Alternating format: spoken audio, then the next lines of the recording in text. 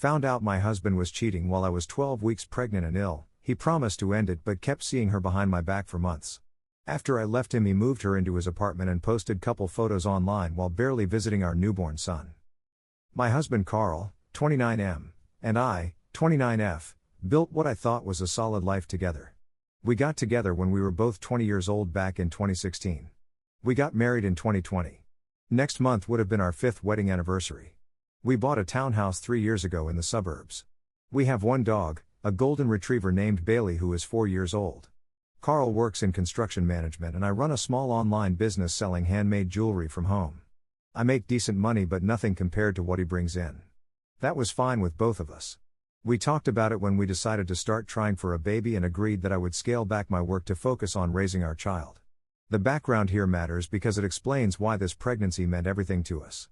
We started trying to get pregnant 2 years ago. Nothing happened for over a year. I went to see a doctor who ran some tests.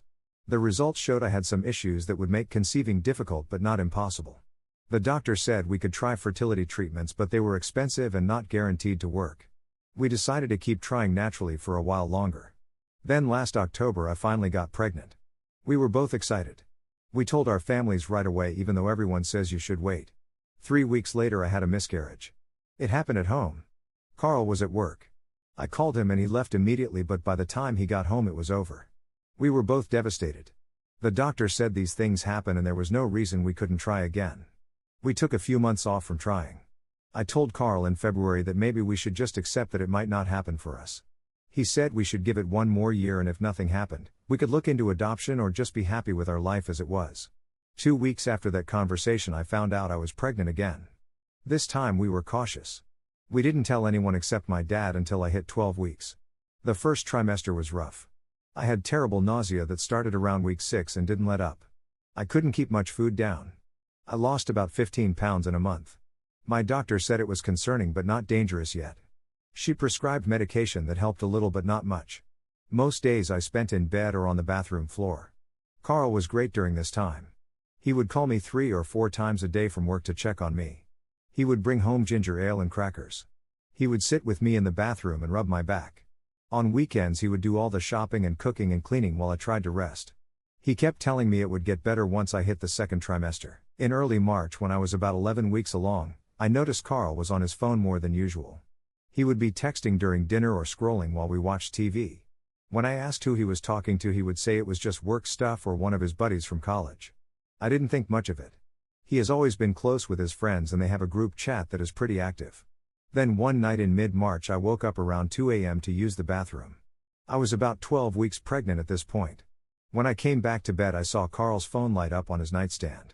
I don't usually look at his phone but something made me pick it up. There was a message from someone named Jamie. The preview said, "Can't wait to see you tomorrow." I opened the phone. Carl doesn't have a passcode which should have made me feel secure but in that moment it just made everything worse. I went to his messages and found a thread with Jamie. I scrolled up and what I found made me sit down on the floor next to the bed. The messages went back about 3 weeks. They started out friendly and work-related. Jamie works in the same construction management office as Carl. Then they started getting more personal. Compliments about each other's appearance. Inside jokes. Then about 2 weeks before I found the messages, things got explicit. They had slept together. Multiple times from what I could tell. They were planning to meet up the next day during their lunch break. I woke Carl up. I asked him who Jamie was. He sat up and looked at his phone in my hand and his face went white. He didn't try to deny anything. He said Jamie was a coworker and yes, he had been sleeping with her. He said it had happened 3 times. He said it didn't mean anything and he didn't have feelings for her. I asked him why. He said he didn't know. He said things had been stressful with my pregnancy and me being sick all the time. He said Jamie was nice to him at work and one thing led to another. He kept saying he was sorry and it was a mistake. I told him he had one chance to fix this. He had to go to work the next morning and end things with Jamie completely. No contact after that. He agreed immediately. He said it would be easy because it was just physical and he didn't care about her. Then he told me something that made my skin crawl. He said Jamie knew about me. She had met me before. I had gone to Carl's office a few times to drop off lunch or meet him before we went somewhere. I remembered meeting Jamie. She was young, maybe 22. She had been friendly to me. Carl said Jamie used to joke that I was too pretty for him. He laughed when he said this like it was supposed to be flattering. The next morning Carl went to work. He texted me around 10 a.m. and said he had talked to Jamie and ended things. He said she took it well. He said he was getting tested for STDs and would show me the results. He said he hadn't slept with me during the time he was with Jamie. So there was no risk of transmission. I should have left him then.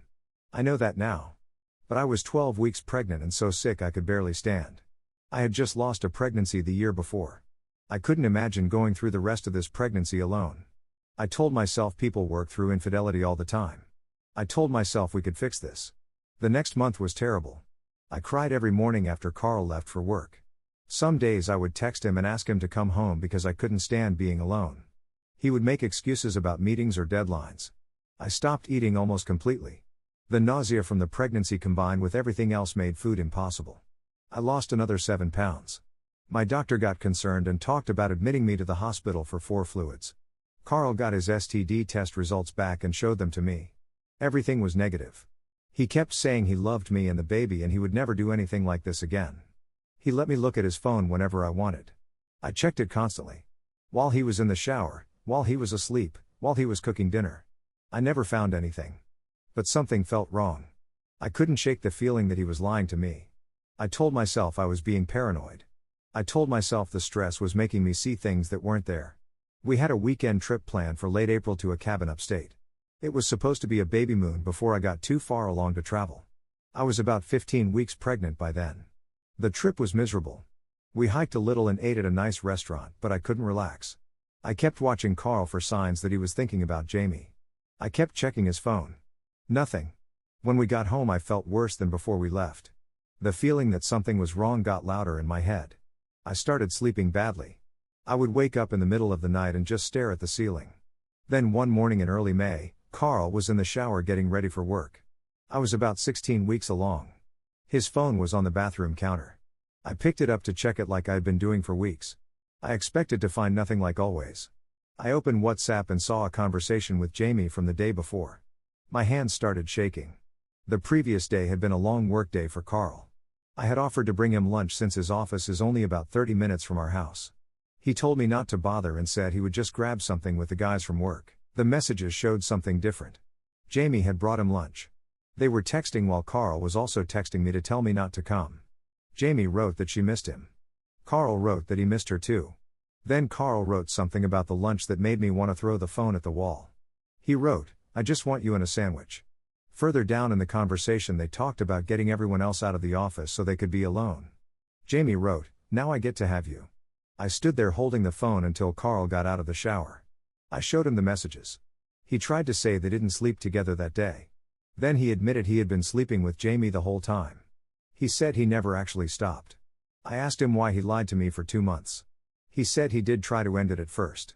He said Jamie came to him crying after he broke it off and backed him into an empty office. He said she tried to force herself on him but he pushed her away. He said after that happened he figured I would leave him anyway if I found out, so he might as well continue with Jamie. I packed a bag that afternoon and drove to my aunt's house with Bailey. I stayed there for 3 days. Then I realized how unfair the situation was. I was the one who was pregnant and betrayed, and I was the one sleeping on my aunt's couch while Carl stayed in our house. I drove home and told him to leave. He moved out that week. Update 1. I'm now 22 weeks pregnant. The baby is a boy. I found out at my anatomy scan 2 weeks ago. Carl wasn't there. After Carl moved out in May, he got an apartment about 15 minutes from our townhouse. For the first week he kept texting me asking to talk. I ignored most of his messages. Then the text stopped. One day in late May I drove past his apartment complex to get to the grocery store. I saw Jamie's car in the parking lot. I drove by the next day. Her car was there again. I drove by that evening. Both their cars were gone, but her car was back when I drove by the next morning. Carl swore to me that he wasn't seeing Jamie anymore when he moved out. He said she meant nothing and he was focused on fixing our marriage. I didn't believe him, but seeing the evidence still made everything worse. I texted him and asked if Jamie was living with him. He said no. He said she didn't have a key and was just visiting sometimes. He said when the baby was born Jamie would stay away and not be involved. This was the same Jamie who, according to Carl, doesn't like kids. I called a lawyer in early June. The consultation was free, but everything after that costs money I don't have yet. The lawyer said I should wait until after the baby is born to file for divorce unless Carl agrees to an uncontested divorce now. He won't. I asked him through text if he would agree to divorce terms and he said he still wants to work things out. The townhouse is on the market but nothing is happening with it. The market is slow right now. My realtor said we might need to drop the price but Carl won't agree to that either. We are both on the mortgage so we both have to agree to any price changes. I'm living in the townhouse with my dad. He moved in with me in mid-May after Carl left. He said he didn't want me to be alone while pregnant. My dad is retired and has been helpful with things around the house. He cooks dinner most nights and makes sure I eat. He comes with me to doctor appointments since Carl stopped showing up to those in March. Last week something happened that I need to tell someone about because I haven't told my dad or my brothers yet. I had a doctor appointment on Tuesday afternoon. It was just a regular checkup. Everything with the baby looked good. After the appointment I stopped at the grocery store near Carl's apartment complex. I wasn't planning to drive by his building but the grocery store is right there. When I pulled into the parking lot I saw Carl and Jamie walking together toward the entrance. They were holding hands. I parked and sat in my car watching them. They went inside together. I don't know what made me do this but I got out of my car and followed them into the store. I stayed far enough back that they didn't notice me. I watched them shop together. They were buying groceries like a normal couple. Jamie was laughing at something Carl said. He put his arm around her shoulders. I walked up to them in the produce section. Jamie saw me first. Her face went blank. Carl turned around and saw me. He dropped his arm from around Jamie. I looked at Jamie and told her she broke up my family and took my son's father before he was even born. Jamie laughed. She actually laughed. She looked at Carl and then back at me and shrugged. She said she knew. Carl pulled her away and they left their cart and walked out of the store. I stood there in the produce section for a few minutes and then I left too. When I got home my dad asked if I was okay. I told him I was fine. I went upstairs and lay down on the bed. Bailey came and lay next to me. Carl texted me that night. He said I shouldn't have approached them like that. He said I was being dramatic and needed to let him live his life. He said he still wants to be involved when the baby is born but I need to respect his relationship with Jamie. I haven't responded to that text. My dad keeps asking me if I'm eating enough. I've gained back some of the weight I lost in the first trimester but not all of it. The nausea is mostly gone now but I still don't have much appetite. My doctor wants me to gain more weight by my next appointment. I went through Carl's Instagram last night. He has pictures of himself and Jamie on there now. They are at restaurants and hiking trails in his apartment. He never posted pictures of us when we were together. He always said social media was stupid and he only had an account because his friends made him get one. Our mutual friends don't know what to say to me. A few have reached out but the conversations are awkward. They all say they never would have expected this from Carl. Some have asked what happened. I don't have the energy to explain it all so I just say we grew apart. His family still doesn't know. Carl's parents live in Florida and we only see them maybe once a year. His mom called me last week to ask how the pregnancy was going. I told her everything was fine. She asked to talk to Carl and I said he was at work. I don't think he has told them we separated. The baby moves a lot now. I can feel him kicking especially at night.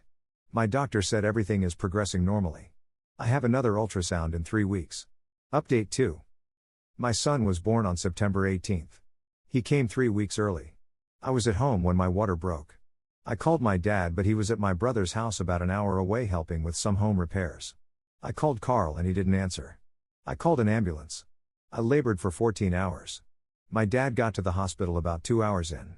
Carl showed up about 6 hours in. Jamie was with him but she stayed in the waiting room. Carl came into the delivery room for about an hour and then said he needed to get some air. He didn't come back until after the baby was born. My son weighed 6 pounds and 4 ounces. He was healthy despite being early. The nurses said he was perfect. We named him Carter. I chose the name. Carl said he didn't care what we called him. Carl stayed at the hospital for about an hour after Carter was born. He held him for maybe 10 minutes. Then he said he had to go. I asked him where he was going and he said he had to get back to work the next day and needed to sleep. I pointed out that it was only 8 p.m. He left anyway. My dad stayed with me the whole time. He held Carter and took pictures and called my brothers. My aunt came the next morning and brought flowers. My brothers came that afternoon. I was discharged 2 days after giving birth. My dad drove me and Carter home. Carl didn't come to pick us up or visit us at home for the first week. He finally came over when Carter was 9 days old. He held him for a few minutes and took a picture. Then he posted the picture on Instagram with a caption about being a proud father. He left after 20 minutes. That was in September. It's now late January. Carter is 4 months old. Carl has visited maybe a dozen times since Carter was born. Each visit lasts less than an hour. He holds Carter for a few minutes and takes pictures for social media. Then he says he has to go. He hasn't changed a diaper. He hasn't done a nighttime feeding. He hasn't given Carter a bath. When I ask him to actually help with something, he says he doesn't know how or he has to leave for work. In October, my dad served Carl with divorce papers. I finally had enough money from selling some of my jewelry inventory to hire the lawyer. Carl has been stalling on signing anything. His lawyer keeps finding issues with the parenting plan. They want changes that don't make sense. The lawyer told me they are doing this on purpose to drag things out. The divorce was finalized 3 weeks ago in early January. Carl signed the papers finally. We still don't have a parenting plan in place, but the marriage is over. The townhouse finally sold in December. We split the proceeds. I used my half to pay off some debt and put the rest in savings. I'm still living with my dad. He says I can stay as long as I need to. Something happened last week that I need to write about. Carl called me on Tuesday night. I almost didn't answer because he never calls. He only texts. When I picked up, he sounded upset. He asked if he could come over. I said no. He said he really needed to talk to me. I told him whatever he had to say he could say over the phone. He said Jamie cheated on him. I didn't say anything. He kept talking. He said he found messages on her phone from another guy. He said they had been seeing each other for at least a month. He said he kicked her out of his apartment. He started crying. He said he didn't know what to do. He said he couldn't believe she would do this to him. I hung up. He called back 4 times. I didn't answer. Then he started texting. He said he was sorry for everything he did to me. He said he made a huge mistake. He said he wanted to fix things between us. He said we could be a family with Carter. I blocked his number. He showed up at my dad's house the next day. My dad answered the door and told him to leave. Carl said he needed to see me. My dad said I didn't want to see him. Carl tried to push past my dad to come inside. My dad is 65, but he used to do construction work and he's still strong. He shoved Carl back onto the porch and told him if he came back he would call the police. Carl hasn't been back since then. Update 3. It's been almost 3 months since my last update. Carter is 6 months old now. Carl has visited twice since I wrote the last update. Both times he texted first to ask if he could come over. Both times I said he could see Carter, but only if my dad was home. He came and stayed for about 30 minutes each time. He didn't mention Jamie or ask me to take him back. We finally have a parenting plan in place. It was settled last month. Carl gets Carter every other weekend for 4 hours. The visits have to be supervised by either me or my dad until Carter is 1 year old. After that, Carl can have unsupervised visits if he completes a parenting class. Carl has used his parenting time exactly once. He was supposed to take Carter 2 weekends ago. He texted the morning of and said something came up at work. He hasn't rescheduled. I started seeing someone in December. His name is Arthur and I met him at the park near my dad's house. I was there with Carter and my dad. Arthur was there with his nephew. We started talking and he asked for my number. I told him right away about my situation. I said I had just gotten divorced and had a baby and was living with my dad. I said I understood if that was too much. He said it wasn't. We went on our first date in early January when Carter was about 3.5 months old. My dad watched Carter. We got coffee and walked around downtown. Arthur was easy to talk to. He has a daughter from a previous relationship who is 7. He said he understood complicated family situations. We made things official in February. He has met my dad and my brothers. Carter seems to like him. Arthur is patient and doesn't push for anything. He knows I have trust issues now and he says he's willing to work with that. I'm not going to say I'm in love or that everything is perfect now because that's not true. I still have bad days where I don't want to get out of bed. I still check Arthur's phone sometimes when he's not looking even though I know it's wrong. I still think about Carl sometimes and wonder what I could have done differently, but I also know I did the right thing by leaving. When Carl came back and asked me to take him back after Jamie cheated on him, I didn't even consider it. 2 years ago I would have taken him back because I was scared of being alone. Now I know I can do this by myself if I need to. The townhouse situation is finally over. The sale closed in January and we both got our money. I'm still living with my dad and I'll probably stay here until Carter is older and I can afford my own place. Carl's parents found out about everything in February. His mom called me crying and apologizing. She said Carl told her we separated because we grew apart. She said she had no idea about Jamie or how he acted during my pregnancy. She asked if she could still see Carter. I told her yes. She has visited twice and sends gifts for Carter. I saw Jamie once since the last update. I was at Target with Carter in March. She was there with a guy I didn't recognize. She saw me and turned down a different aisle. I didn't follow her. Carl posts pictures of Carter on social media that he takes during his visits. People who don't know the situation comment about what a good dad he is. I used to let it bother me, but now I just ignore it. Carter is doing well. He's healthy and meeting all his milestones. He started eating solid foods last month. My dad is obsessed with him. My brothers come over a few times a week to see him. My aunt visits every weekend. I don't know what's going to happen with Arthur long term. I hope it works out, but I'm also prepared if it doesn't. I know now that I'm capable of handling whatever comes next.